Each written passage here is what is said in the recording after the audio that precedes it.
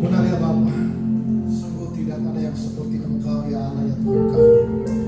Engkau yang mengasihi kami Tuhan, bahkan Engkau berikan anakmu yang tunggal bagi kami, supaya kami memperoleh hidup yang baru di dalam Engkau. Engkau curahkan darahmu yang kudus hingga tetes terakhir Tuhan. Engkau menyelesaikan itu semua Tuhan, untuk menebus kami dari dosa-dosa kami. Dan Engkau katakan itu semua telah selesai. Segala perkara yang harusnya kami tanggung Tuhan, telah Engkau ambil alih di kayu salib, dan telah Engkau pakukan itu Tuhan. Sehingga bila mana kami ada hari ini, semua karena anugerah Tuhan. Hidup kami semua karena kemurahan-Mu ya Bapa. Terima kasih Tuhan, terima kasih. Terima kasih Yesus. Tuhan, saat ini kami datang ke hadirat-Mu, menaikkan pujian syukur kami. Tuhan, kami rindu Engkau mengurapi setiap kami Tuhan, menguduskan setiap kami Bapa. Bahkan sebentar kami akan mendengarkan kebenaran firman-Mu Bapa. Urapi kami Tuhan, urapi kami Tuhan, agar kami boleh mengerti apa yang menjadi isi hati Tuhan, pesan Tuhan bagi kami. Supaya di mana kami berada Tuhan, kami memuliakan Tuhan lewat hidup kami. Terima kasih Tuhan, hamba menyampaikan kebenaran firman-Mu. Tuhan, Kau urapi hamba-Mu Tuhan, sembunyikan hamba-Mu di balik salib-Mu ya Tuhan. Dalam nama Tuhan Yesus, haleluya. Sama-sama kita katakan amin. Kita nyanyikan satu pujian, Kaulah Tuhan. Kaulah Tuhanku, Kaulah Rajaku, Kau yang termulia di bumi dan di surga.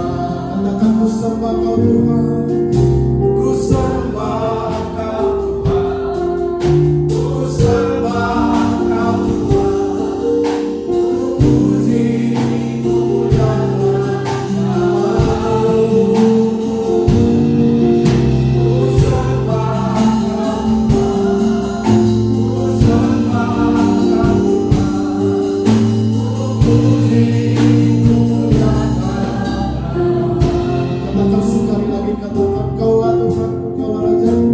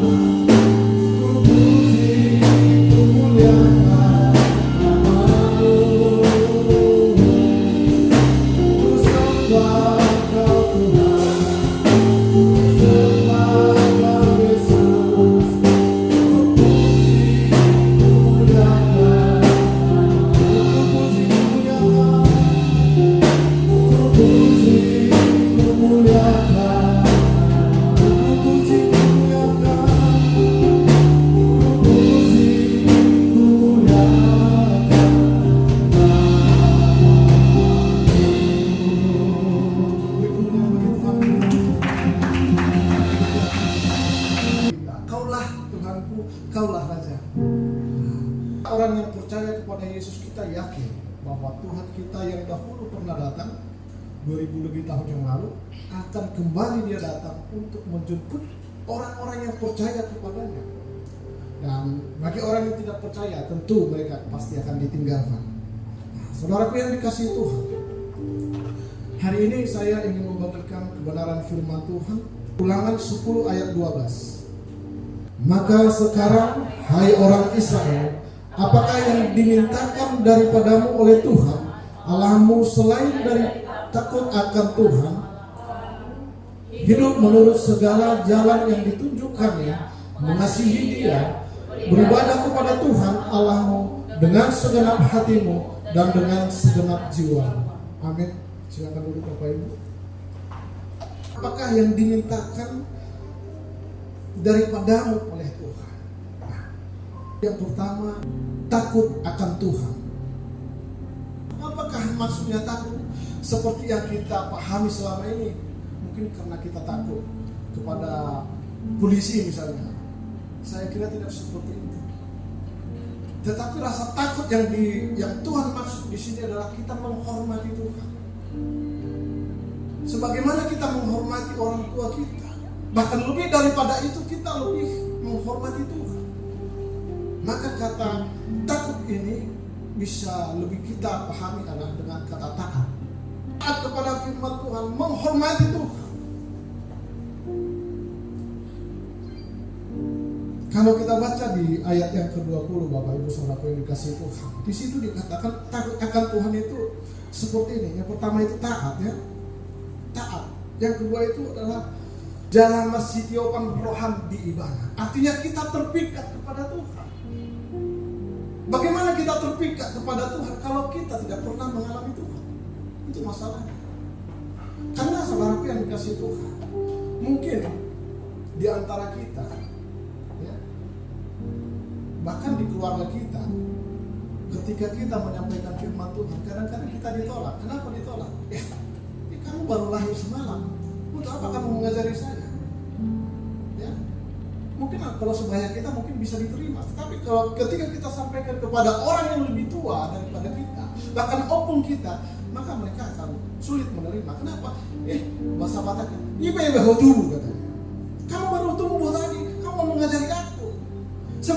Sebenarnya hubungan kita dengan Tuhan itu bukan diukur dengan usia kita, tidak. Tetapi ketika kita berjumpa dengan Tuhan, itulah menjadi ukuran kita, menjadi ukuran iman kita. Ketika kita berjumpa dengan Tuhan, sehingga ketika manusia berjumpa dengan Tuhan pasti ada perbedaan. Contohnya Zakheus. Bagaimana ketika Zakheus berjumpa dengan Tuhan? Dikatakan apa yang selama ini kuambil. Kita tahu Zakheus itu pemungut cukai. Apa yang selama ini kuambil akan kukembalikan. Bahkan dikatakan dia akan memberi sebagian hartanya kepada orang miskin. Ada perubahan. Nah, pertanyaannya kepada kita di mana? Memang selama ini kita sudah menjadi Kristen, ya. Tapi kekristenan kita, apakah kekristenan kita ini karena kita berjumpa dengan Tuhan, mengalami Tuhan, ataukah Kristen keturunan? Karena orang tua kita, opung kita semuanya Kristen. Dengan kata lain, Kristen KTP, ya. Karena di negara kita ini kan wajib harus punya KTP. KTP kita yang Kristen, manusianya tidak Kristen. Atau memang Kristen tanpa pertobatan. Kristen gereja ke gereja, menyembah Tuhan, tetapi habis pulang dari gereja kembali lagi dia seperti manusia lainnya. Kristen tanpa pertobatan. Nah, sekarang pertanyaan di mana? Hari ini Tuhan mengingatkan kita, takut akan Tuhan itu adalah karena kita terpikat oleh Tuhan, kita mengalami Tuhan di dalam diri kita. Sehingga ketika ada goncangan, ada penderitaan, maka kita tidak akan bisa mengingkari Tuhan. Takut akan Tuhan. Bagaimanapun dikatakan orang lain, Yesus itu bukan Tuhan, Yesus itu manusia, kita tidak terkecoh. Kenapa? Karena kita sudah mengalami. Ini sering saya bikin contoh ilustrasi. Kalau kita makan gula, seandainya gula orang asin, apakah kita berkata iya? Tidak mungkin, ya. Kenapa? Karena kita sudah mau merasakan, kita sudah mau mengecap. Nah, demikian hanya Tuhan yang dikatakan takut akan Tuhan, kita menghormati Tuhan. Ketika orang berkata Yesus itu bukan Tuhan, apakah kita ikut serta berkata bahwa Yesus itu bukan Tuhan? Tidak mungkin. Kenapa? Karena kita sudah merasakan, kita sudah mengecap. Itulah dikatakan terpikat. Kalau bahasa kata itu marsitiopan roham. Dan yang ketiga sampai dikasih Tuhan. Yang ke-20 itu, dan demi namanya haruslah engkau bersumpah. Dalam sumpah hotu guarna. Seperti layaknya kita mau menikah ya, ada yang namanya tunangan. Bahkan ketika kita mau diberkati gembala ya, ada yang namanya cincin sebagai ikatan. Dan kita bersumpah di situ. Jika ada sumpah itu berarti ada pengakuan. Bukan hanya label, tetapi ada pengakuan yang terucap dari hati kita, dari mulut kita. Dan ketika keluar dari mulut kita itu harus berasal dari hati. Makanya dikatakan dengan sumpah. Dalam sumpah hotu guarna. Orang yang takut akan Tuhan itu, dia harus berani bersumpah. Bukan hanya sekedar. Dan sumpah ini harus kita dengarkan di depan umum. Harus kita perdengarkan, harus kita proklamasikan, kaulah Tuhanku, kaulah Rajaku. Di dalam kitab Roma dikatakan, sebab jika kamu mengaku dengan mulutmu bahwa Yesus adalah Tuhan dan percaya dalam hatimu bahwa Allah telah membangkitkan dia dari antara orang mati, maka kamu akan diselamatkan. Ada pengakuan, ada sumpah dari mulut kita yang akan didengarkan orang dan dari hati kita yang itu mulut karena kita mengenal Tuhan yang benar. Kita menyembah Allah yang kita kenal. Amin. Yesus, kaulah juru selamatku. Ku akui kau Tuhan bagiku. Kau terang bagi saat gelapku.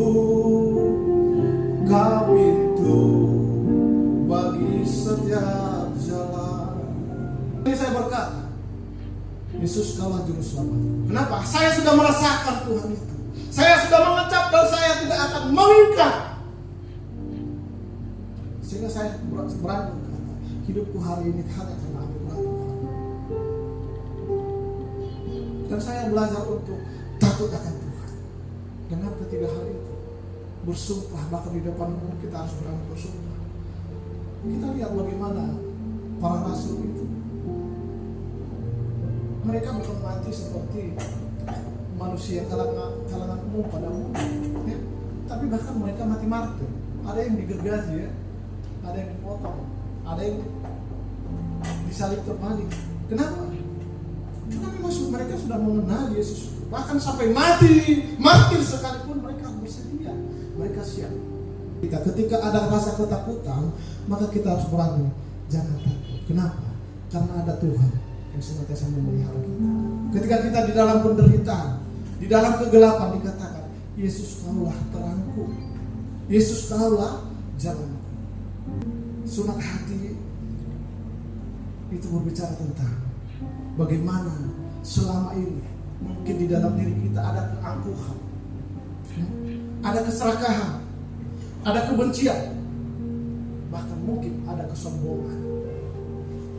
Firman Tuhan katakan, tanda-tanda orang yang takut akan Tuhan itu harus disunat itu semua dari diri kita. Apa itu? Kebencian, kefasikan, keangkuhan, dan kesombongan hidup. Buang itu semua. Itulah tanda-tanda engkau bahwa engkau adalah takut akan Tuhan. Kalau itu masih melekat di dalam dirimu, berarti kau bukan takut akan Tuhan. Engkau hanya Kristen KTP. Nah, saudaraku yang dikasih Tuhan, yang kedua adalah hidup menurut jalannya. Tetap di ayat yang ke-12 tadi. Maka sekarang hai Israel, apakah yang dimintakan daripadamu oleh Tuhan Allahmu selain daripada takut akan Tuhan Allahmu? Hidup menurut segala jalan yang ditunjukkannya. Marparange hau disaluhut jalan. Marparange dikatakan engkau adalah surat Kristus. Hidup kita manusia bisa melihat ada Tuhan di dalam diri kita.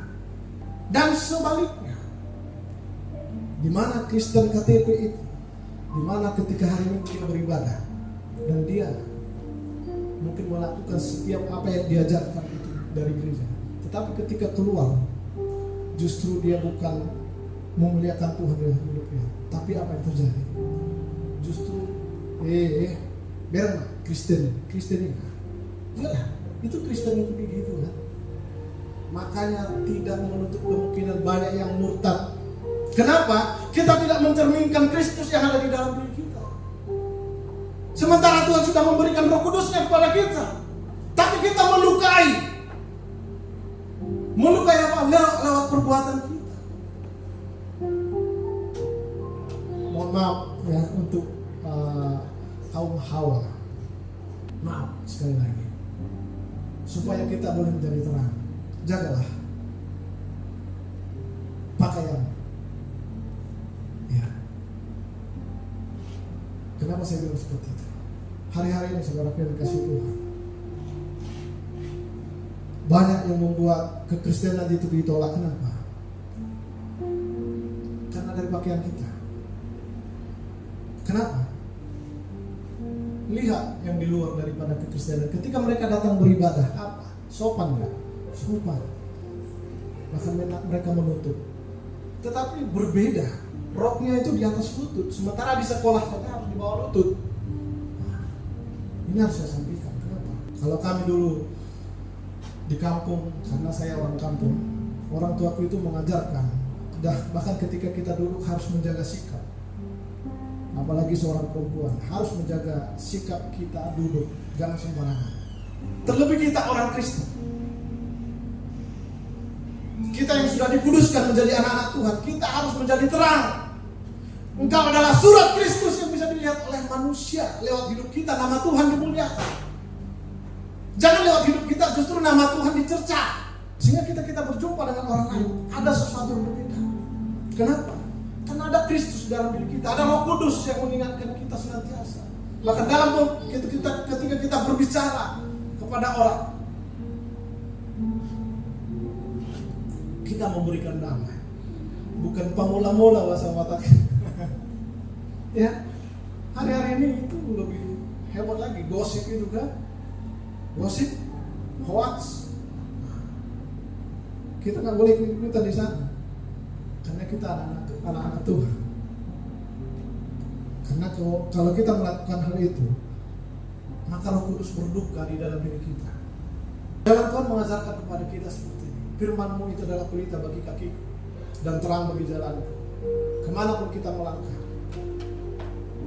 firman Tuhan lain menjadi terang dalam hidup kita. Bahkan ketika kita di dalam penderitaan, dalam kesesatan. Kenapa saya ungkapkan lagi kembali ini? Karena bukan hanya orang di luar sana, termasuk orang Kristen ini saya jumpai. Orang Kristen masih percaya yang namanya dukun. Memang kalau orang lagi dalam zona nyaman, semuanya ada, enggak ada. Mereka nggak datang ke dukun.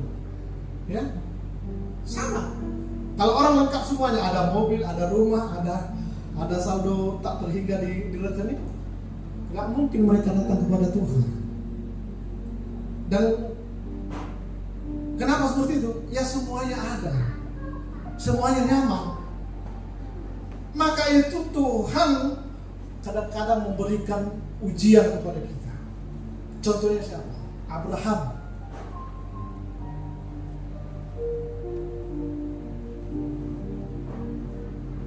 Abraham diuji imannya. Bahkan ketika dia belum punya anak, bahkan setelah punya anak, dikatakan persembahkan anakmu itu.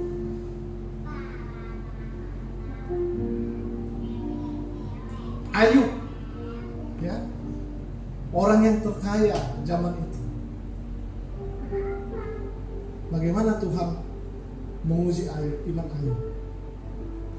Bahkan seluruh keluarganya harus meninggalkan dia, bahkan istri satu-satunya meninggalkan dia. Itu penderitaan. Maka orang Kristen tidak luput dari penderitaan. Kenapa? Karena penderitaan ini Tuhan izinkan untuk membentuk iman kita. Karena iman itu bertumbuh dari penderitaan. Yang kedua, karena firman Tuhan.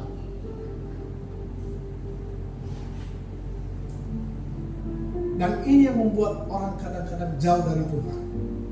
Ketika penderitaan itu datang, tetapi kalau orang percaya pasti datang kepada Tuhan. Karena firman-Mu itu adalah pelita bagi kakiku dan terang bagi jalanku. Tetapi orang yang KTP, Kristen tanpa pertobatan, Kristen KTP, akan datang kepada Tuhan, datang mencari pertolongan kepada ilah-ilah lain. Ketika mereka sakit, mereka datang bertanya kepada dukun, kenapa ini saya alami? Sementara saya sudah Kristen. Ya. Dia tidak datang kepada gembalanya, dia tidak datang kepada pendetanya, dia datang kepada dukun. Akhirnya dikatakan firman Tuhan, pencuri datang hanya untuk mencuri, membunuh, dan membinasakan. Ini adalah celah bagi iblis untuk membinasakan manusia. Sehingga seolah-olah manusia itu disembuhkan, seolah-olah manusia itu diberi harapan, diberi kekayaan, tetapi tujuan iblis adalah untuk membinasakan. Berbeda dengan Tuhan. Memang penderitaan itu Tuhan izinkan kepada kita untuk membentuk iman kita, supaya kita tahu sudah seberapa besarkah iman kita ini. Karena Tuhan itu Maha tahu, Tuhan mengenal kita. Sebelum kita diuji, Dia sudah tahu bahwa kita pasti akan jatuh. Seperti Adam, Tuhan tahu Adam itu pasti jatuh, tetapi diizinkan itu ujian itu tadi. Bapak Ibu saudara yang kasih Tuhan, saya pernah berjumpa dengan orang Kristen, dan hari ini dia tidak Kristen lagi. Dulu dia penginjil. Saya bertanya, masih nggak Bapak kan? Akulah jalan dan kebenaran dan hidup.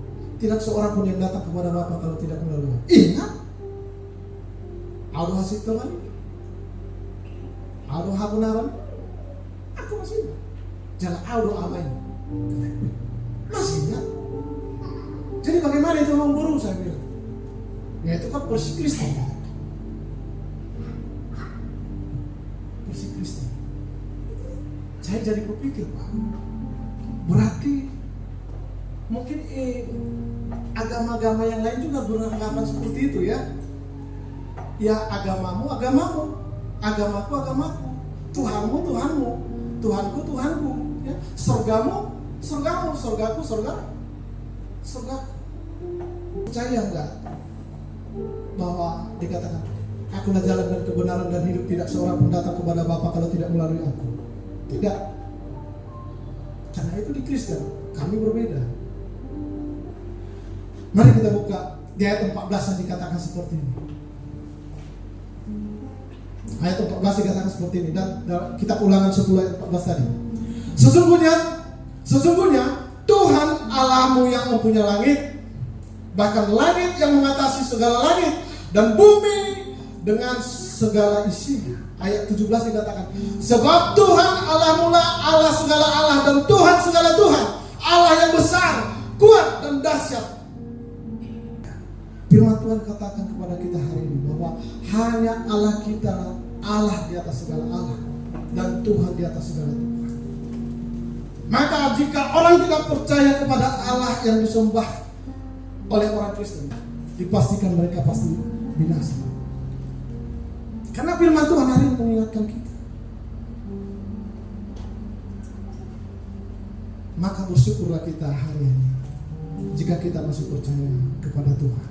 Karena firman Tuhan katakan dia di dalam Yohanes 15 ayat 15, bukan kamu yang memilih aku, tetapi akulah yang memilih kamu. Jadi kalau kita masih percaya kepada Tuhan hari ini, itu adalah anugerah Tuhan. Karena akan tiba, ada saatnya tiba, penderitaan akan menguji setiap orang yang percaya. Dan penderitaan ini akan membuktikan siapakah diri kita. Maksud yang kuceritakan tadi. Kenapa rupanya Amang Boro bisa meninggalkan Yesus? Iya, dulu hidupku susah, dulu hidupku menderita sakit-sakit, tapi sekarang tidak lagi. Berarti walaupun dia Kristen selama ini, motivasinya berbeda, yaitu apa? Kekayaan. Nah, yang poin yang ketiga saudara yang dikasih Tuhan, tetap ya ayat yang ke-12 tadi, mengasihi Tuhan. Jangan mengasihi diri sendiri. Jangan mengasihani diri. Dalam Lukas 10 ayat 20 dikatakan seperti ini, kasihilah Tuhan Allahmu dengan segenap hatimu, dan dengan segenap jiwamu, dan dengan segenap kekuatanmu, dan dengan segenap akal budimu, dan kasihilah sesama manusia seperti dirimu sendiri. Di ayat 12 tadi, mengasihi Dia, beribadah kepada Tuhan Allahmu dengan segenap hatimu dan dengan segenap jiwa. Kasih Tuhan itu telah kita terima. Bahkan Dia curahkan darahnya yang kudus, bahkan hingga tetes terakhir, dan Dia disalibkan karena dosa-dosa kita, karena perbuatan kita, karena perbuatan saya. Dia disalibkan, dan Dia berkata, ampunilah mereka ya Bapa, karena mereka tidak tahu apa yang mereka perbuat. Tuhan mengasihi saya, Tuhan mengampuni saya. Oleh sebab itu saya harus mengasihi Tuhan sebagaimana Dia mengasihi saya. Mari kita mengasihi Tuhan. Jangan kita menetap. Penderitaan pasti akan datang. Dan ingatlah, Tuhan pasti memampukan kita, memberikan kekuatan bagi kita. Karena penderitaan yang kita alami, pencobaan-pencobaan yang kita alami, tidak melebihi kekuatan kita. Karena Tuhan akan memampukan kita. Beriku hati untuk menyembah-Mu,